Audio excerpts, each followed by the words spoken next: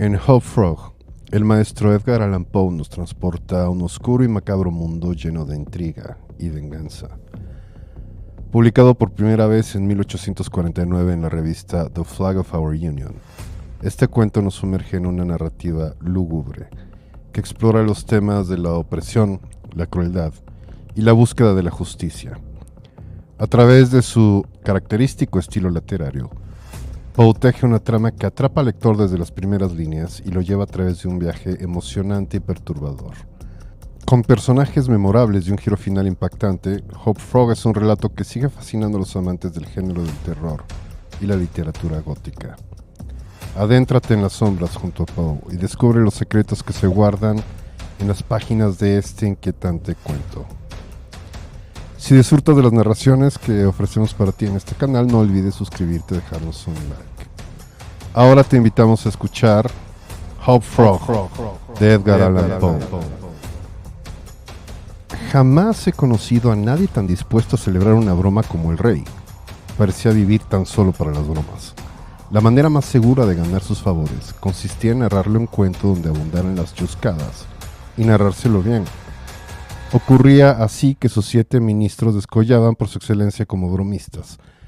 Todos ellos se parecían al rey por ser corpulentos, robustos y sudorosos, así como bromistas inimitables. Nunca he podido determinar si la gente engorda cuando se dedica a hacer bromas, o si hay algo en la grasa que predispone a las chanzas. Pero la verdad es que un bromista flaco resulta una rara avis interris. Por lo que se refiere a los refinamientos, o como él los denominaba, los espíritus del ingenio, el rey se preocupaba muy poco. Sentía especial admiración por el volumen de una chanza y con frecuencia era capaz de agregarle gran amplitud para completarla. Las delicadezas lo fastidiaban. Hubiera preferido el Gargantúa de Rabelais al Zadig de Voltaire. De manera general, las bromas de hecho se adaptaban mejor a sus gustos que las verbales. En los tiempos de mi relato, los bufones gozaban todavía del favor de las cortes. Varias potencias continentales conservaban aún a sus locos profesionales que vestían traje abigarrado y gorro de cascabeles y que a cambio de las migajas de la mesa real debían mantenerse alerta para prodigar su agudo ingenio. Nuestro rey tenía también su bufón. Le hacía falta una cierta dosis de locura, aunque más no fuera, para contrabalancear la pesada sabiduría de los 7 sabios que formaban su ministerio y la suya propia. Su loco o bufón profesional no era tan solo un loco. Su valor se triplicaba a ojos del rey por el hecho de que además era enano y cojo. En aquella época los enanos abundaban en las cortes tanto como los bufones, y muchos monarcas no hubieran sabido cómo pasar los días son más largos en la corte que en cualquier otra parte, sino un bufón con el cual reírse y un enano de quien reírse. Pero como ya lo he hecho notar, el 99% de los casos son de bufones gordos, redondeados y de movimientos torpes. Por lo cual nuestro rey se congratulaba de tener en Hop Frog, que así se llamaba el bufón, un triple tesoro en una sola persona. Creo que el nombre de Hop Frog no le fue dado al enano por sus padrinos en el momento del bautismo, sino que recayó en su persona por concurso general de los 7 ministros, dado que le era imposible caminar como el resto de los mortales. En efecto, Hop Frog solo podía avanzar mediante un movimiento convulsivo, algo entre un brinco y un culebreo, movimiento que divertía interminablemente al rey y a la vez, claro está, le servía de consuelo, aunque la corte, a pesar del vientre protuberante y el enorme tamaño de la cabeza del rey, lo consideraba un dechado de perfección. Pero si la deformación de las piernas solo permitía a Hop Frog moverse con gran dolor y dificultad en camino o en un salón, la naturaleza parecía haber querido compensar aquella deficiencia de sus miembros inferiores, concediéndole una prodigiosa fuerza en los brazos, que le permitía efectuar diversas hazañas de maravillosa destreza, siempre que se tratara de trepar por cuerdas o árboles. Y mientras cumplía tales ejercicios, se parecía mucho más a una ardilla o a un mono que a una rana. No puedo afirmar con precisión de qué país había venido Hop Frog. Se trataba, sin embargo, de una región bárbara de la que nadie había oído hablar, situada a mucha distancia de la corte de nuestro rey. Tanto Hop Frog como una jovencita apenas menos enana que él, pero de exquisitas proporciones y admirable bailarina, habían sido arrancados por la fuerza de sus respectivos hogares, situados en provincias adyacentes, y enviados como regalo al rey por uno de sus siempre victoriosos generales. No hay que sorprenderse, pues, de que en tales circunstancias se creara una gran intimidad entre los dos pequeños cautivos. Muy pronto llegaron a ser amigos entrañables. Hop Frog, a pesar de sus continuas exhibiciones, no era nada popular, y no podía, por tanto, prestar mayores servicios a Tripetta. Pero esta, con su gracia y exquisita belleza, pese a ser una enana, era admirada y mimada por todos, lo cual le daba mucha influencia y le permitía ejercer en favor de su amigo, cosa que jamás dejaba de hacer. En ocasión de gran solemnidad oficial, no recuerdo cuál, el rey resolvió celebrar un baile de máscaras. Ahora bien, toda vez que en la corte se trataba de mascaradas o fiestas semejantes, se acudía sin falta a Hop Frog y a Tripetta para que desplegaran sus habilidades. Hop Frog, sobre todo, tenía tanta creatividad para montar espectáculos, sugerir nuevos personajes y preparar máscaras para los bailes, que se hubiera dicho que nada se podía hacer sin su asistencia. Llegó la noche de la gran fiesta. Bajo la dirección de Tripetta, habíase preparado un resplandeciente salón, ornándolo con todo aquello que pudiera arreglar éclat en una mascarada. La corte ardía con la fiebre de la expectativa. Por lo que respecta a los trajes y los personajes a representar, es de imaginarse que cada uno se había aprontado convenientemente. Lo sabía que desde semanas antes preparaban sus roles y nadie mostraba la menor señal de indecisión, salvo el rey y sus 7 ministros.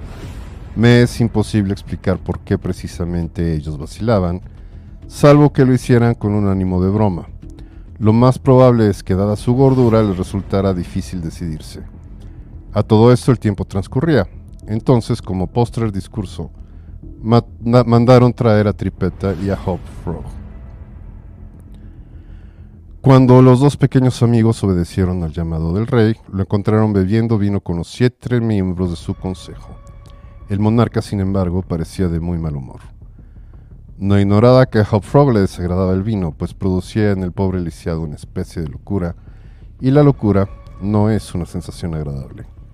Pero el rey amaba sus bromas y le pareció divertido obligar a Hop Frog a beber, y como él decía, a estar alegre. «Ven aquí, Hop Frog», mandó cuando el bufón y su amiga entraron en la sala. «Bébete esta copa a la salud de tus amigos ausentes». Hop Frog suspiró. «Y veamos si eres capaz de inventar algo. Necesitamos personajes. Personajes, ¿entiendes? Algo fuera de lo común, algo raro. Estamos cansados de hacer siempre lo mismo. Ven, bebe. El vino te avivará el ingenio». Como de costumbre, Hop Frog trató de contestar con una chanza a las palabras del rey, pero sus esfuerzos fueron inútiles. Sucedió que aquel día era el cumpleaños del pobre enano, y la orden de beber a la salud de sus amigos ausentes hizo acudir las lágrimas a sus ojos. Grandes y amargas gotas cayeron en la copa mientras la tomaba humildemente de las manos del tirano. «Ja, ja, ja», rió este con todas sus fuerzas. «Ved lo que puede un vaso de buen vino. Si ya le brillan los ojos». Pobre infeliz. Sus grandes ojos fulguraban en vez de brillar, pues el efecto del vino en su excitable cerebro era tan potente como instantáneo. Dejando la copa en la mesa con un movimiento nervioso, Hop Frog contempló a sus amos con una mirada casi insana. Todos ellos parecían divertirse muchísimo con la broma del rey. «Y ahora ocupémonos de cosas serias», dijo el primer ministro, que era un hombre muy gordo. «Sí», aprobó el rey. «Ven aquí, Hop Frog, y ayúdanos. Personajes, querido muchacho, personajes es lo que necesitamos». Y como sus palabras pretendían ser una nueva chanza, los 7 la celebraron a coro. También rió Hop Frog, aunque débilmente, y como si estuviera distraído. «Vamos, vamos», dijo impaciente el rey. «¿No tienes nada que sugerirnos?» «Estoy tratando de pensar en algo nuevo», repuso vagamente el enano, a quien el vino tenía confundido por completo. «¿Tratando?», gritó furioso el tirano. «¿Qué quieres decir con eso?» «Ah, ya entiendo, estás melancólico y te hace falta más vino. Ok, toma, bebe esto». Y llenando otra copa, la alcanzó aliciado, que no hizo más que mirarla, tratando de recobrar el aliento. «Bebe, te digo», aulló el monstruo, «o por todos los diablos que...». El enano vaciló mientras el rey se ponía púrpura de rabia. Los cortesanos sonreían bobamente, pálida como un cadáver. Tripeta avanzó hasta el sitial del monarca y, cayendo de rodillas, le imploró que dejara en paz a su amigo. Durante algunos instantes el tirano la miró lleno de asombro ante tal audacia. Parecía incapaz de decir o de hacer algo, de expresar adecuadamente su indignación. Por fin, sin pronunciar una sílaba, la rechazó con violencia y le tiró a la cara el contenido de la copa. La pobre niña se levantó como pudo y, sin atreverse a suspirar siquiera, volvió a su sitio a los pies de la mesa. Durante casi un minuto reinó un silencio tan mortal que se hubiera escuchado el caer de una hoja o una pluma. Aquel silencio fue interrumpido por un áspero y prolongado rechinar, que parecía venir de todos los ángulos de la sala al mismo tiempo. ¿Qué es ese ruido que estás haciendo?, preguntó el rey, volviéndose furioso hacia el enano. Este último parecía haberse recobrado en gran medida de su embriaguez, y mientras miraba fija y tranquilamente al mirano a los ojos respondió: «¿Yo no hago ningún ruido». Parecía como si el sonido viniera de afuera, observó uno de los cortesanos. «Se me ocurre que es el loro de la ventana, que se frotaba el pico contra los barrotes de la jaula». «Eso ha de ser», afirmó el monarca, como si la sugerencia lo aliviara grandemente. «Pero hubiera jurado por el honor de un caballero que el ruido lo hacía este imbécil con los dientes». Al oír tales palabras, el enano se echó a reír, y el rey era un bromista demasiado empedernido para oponerse a la risa ajena, mientras dejaba ver unos enormes, poderosos y repulsivos dientes. Lo que es más, declaró que estaba dispuesto a beber todo el vino que quisiera su majestad, con lo cual éste se calmó enseguida, y luego de apurar otra copa sin efectos demasiado perceptibles, Hop Frog comenzó a exponer vivamente sus planes para la mascarada. «No puedo explicarme la asociación de ideas», dijo tranquilamente, como si jamás en su vida hubiese bebido vino, «pero apenas vuestra majestad empujó a esta niña y le arrojó el vino a la cara. Apenas hubo hecho esto, y en momentos en los que el loro producía ese extraño ruido en la ventana, se me ocurrió una diversión extraordinaria, una de las extravagancias que se hacen en mi país y que con frecuencia se llevan a cabo en nuestras mascaradas. Aquí será completamente nuevo. Lo que es malo es que hace falta un grupo de 8 personas. Entonces, pues aquí estamos», exclamó el rey, riendo ante su agudo descubrimiento de la coincidencia. «Justamente 8, yo y mis ministros. Veamos, ¿en qué consiste esa diversión?». «La llamamos», repuso el enano, «los 8 orangutanes encadenados. Y si se le representa bien, resulta extraordinaria. Nosotros la representaremos bien», observó el rey, enderezándose y alzando las cejas. «Lo divertido de la cosa», continuó Hop Frog, «está en el espanto que produce entre las mujeres». «¡Magnífico!», gritaron a coro el monarca y su consejo. «Yo os disfrazaré de orangutanes», continuó el enano. «Dejadlo todo por mi cuenta. El parecido será tan grande que los asistentes a la mascarada os tomarán por bestias de verdad, y como es natural sentirán tanto terror como asombro». «¡Exquisito!», exclamó el rey. «Hop Frog, yo haré un hombre de ti.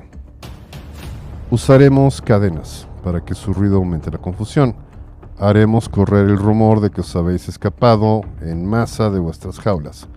Vuestra majestad no puede imaginar el efecto que en un baile de máscaras causan 8 orangutanes encadenados, los que todos toman por verdaderos y que se lanzan con gritos salvajes entre damas y caballeros delicada y lujosamente ataviados. El contraste es inimitable». «Así debe ser», declaró el rey, mientras el consejo se levantaba precipitadamente, se hacía tarde, para poner en ejecución el plan de Hop Frog. La forma en que procedió a fin de convertir a sus amos en orangutanes, era muy sencilla, pero suficientemente eficaz para sus propósitos. En la época en la que se desarrolla mi relato, los orangutanes eran poco conocidos en el mundo civilizado, y como las imitaciones preparadas por el enano resultaban suficientemente bestiales y más que suficientemente horrorosas, nadie podría en duda que se trataba de una exacta reproducción de la naturaleza. Ante todo, el rey y sus ministros vistieron ropa interior de tejido elástico y sumamente ajustado. Se procedió inmediatamente a untarlos con brea. Alguien del grupo sugirió cubrirse con plumas, pero esta idea fue rechazada al punto por el enano, quien no tardó en convencer a los 8 bromistas, mediante una demostración práctica, que el pelo del orangután puede imitarse mucho mejor con lino. Una espesa capa de este última fue por tanto aplicada sobre la brea. Buscóse luego una larga cadena. Hop Frog la pasó por la cintura del rey y la aseguró. Enseguida hizo lo propio con otro del grupo y luego con el resto. Completados los preparativos, los integrantes se apartaron lo más posible unos de otros, hasta formar un círculo. Y para dar a la cosa más apariencia natural, Hop Frog tendió sobre el sobrante de la cadena formado por 2 diámetros en el círculo, cruzados en ángulo recto, tal como hacen en la actualidad los cazadores de chimpancés y otros grandes monos en Borneo. El vasto salón donde iba a celebrarse el baile de las máscaras era una estancia circular, de techo muy elevado, y que solo recibía la luz del sol a través de una claraboya situada en su punto más alto. De noche, momento para el cual había sido especialmente concebido dicho salón, se lo iluminaba por medio de un gran lustro que colgaba de una cadena procedente del centro del tragaluz y que se hacía subir y bajar por medio de un contrapeso, según el sistema corriente, solo que para que dicho contrapeso no se viera, se hallaba instalado del otro lado de la cúpula, sobre el techo. El arreglo del salón había sido confiado a la dirección de Tripetta, pero por lo visto ésta se había dejado guiar en ciertos detalles por el más sereno discernimiento de su amigo, el enano. De acuerdo con sus indicaciones, el lustro fue retirado. Las gotas de cera de las bujías, que en esos días calurosos resultaba imposible evitar, hubiera estropeado las ricas vestiduras de los invitados, quienes, debido a la multitud que llenaría el salón, no podrían mantenerse alejados del centro, o sea, debajo del lustro. En su reemplazo, se instalaron candelebros adicionales en diversas partes del salón, de modo que no molestaran, a la vez que se fijaban antorchas que despedían agradable perfume en la mano derecha de cada una de las cariátides que se erguían contra las paredes, y que sumaban entre 50 y 60. Siguiendo el consejo de Hop Frog, los 8 orangutanes esperaron pacientemente hasta medianoche, hora en que el salón estaba repleto de máscaras, para hacer su entrada. Tan pronto se hubo apagado la última campanada del reloj, precipitáronse, o mejor, rodaron juntos, ya que la cadena que trababa sus movimientos hacía caer a la mayoría y trastabillar a todos, mientras entraban en el salón. El revuelo producido en la asistencia fue prodigioso y llenó de júbilo el corazón del rey. Tal como se había anticipado, no pocos invitados creyeron que aquellas criaturas eran del feroz aspecto que tenían, sino orangutanes, por lo menos verdaderas bestias de alguna otra especie. Muchas damas se desmayaron de terror, y si el rey no hubiera tenido la precaución de prohibir toda aportación de armas en la sala, la alegre banda no habría tardado en expiar sangrientamente su extravagancia. A falta de medios de defensa, prodújose una carrera general hacia las puertas, pero el rey había ordenado que fueran cerradas inmediatamente después de su entrada, y siguiendo una sugerencia del enano, las llaves le habían sido confiadas a él. Mientras el tumulto llegaba a su apogeo, y cada máscara se ocupaba tan solo de su seguridad personal, pues ahora había verdadero peligro a causa del apretujamiento de la excitada multitud. Hubiera podido adivinarse que la cadena de la cual colgaba habitualmente el lustro y que había sido remontada al prescindirse de aquel, descendía gradualmente hasta que el gancho de su extremidad quedó a unos 3 pies del suelo. Poco después, el rey y sus 7 amigos, que habían recorrido haciendo heces todo el salón, terminaron por encontrarse en su centro y, como es natural, en contacto con la cadena. Mientras se hallaban allí, el enano, que no se apartaba de ellos y los incitaba a continuar la broma, se apoderó de la cadena de los orangutanes en el punto de intersección de los 2 diámetros que cruzaban el círculo en ángulo recto. Con la rapidez del rayo insertó allí el gancho del cual colgaba antes el lustro. En un instante y por obra de una intervención desconocida, la cadena de lustro subió lo bastante para dejar el gancho fuera del alcance de toda mano y como consecuencia inevitable, arrastró a los orangutanes unos contra otros y cara a cara. A estas alturas, los invitados iban recobrándose en parte de su alarma y comenzaban a considerar todo aquello como una estupenda broma, por lo cual estallaron en risas estentóreas al ver la desgravada condición en que se hallaban los monos. «Dejádmelos a mí», gritó entonces Hop Frog, cuya voz penetrante se hace escuchar fácilmente en medio del estrépito. «Dejádmelos a mí, me parece que los conozco. Si solamente pudiera mirarlos más cerca, pronto podría deciros quiénes son». Trepando por sobre las cabezas de la multitud, consiguió llegar hasta la pared, donde se apoderó de una de las antorchas que empuñaban las cariátides.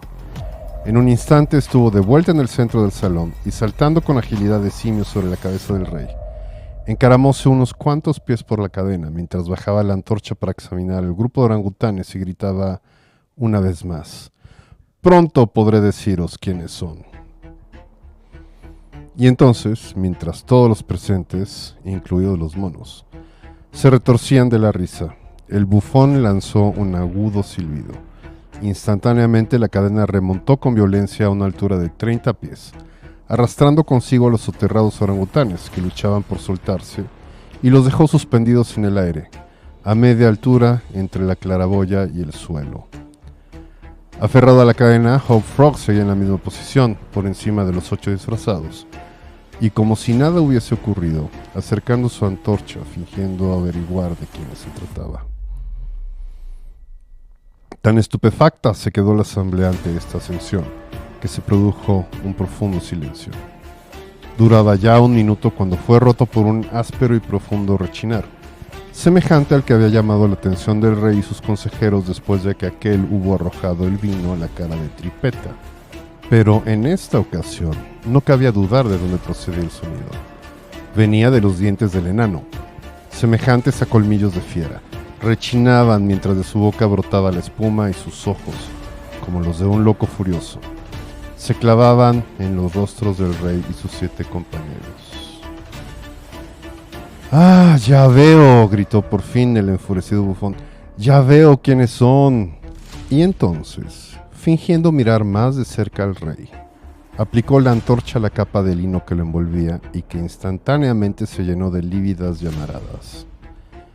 En menos de un minuto, los 8 orangutanes ardían horriblemente entre los alaridos de la multitud, que los miraba desde abajo, aterrada, y que nada podía hacer para prestarles ayuda. Por fin, creciendo en su violencia, las llamas obligaron al bufón a encaramarse por la cadena para escapar a su alcance.